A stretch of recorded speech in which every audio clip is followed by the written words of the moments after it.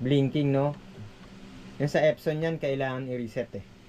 So, bali, check muna natin tong yan, check muna natin. Tingnan natin yung loob. Yan.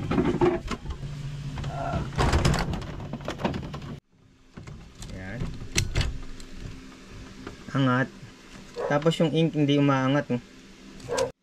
Terminal, no?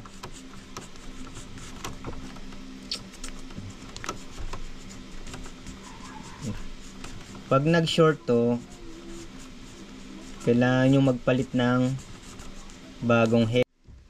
Tapos ito yung colored.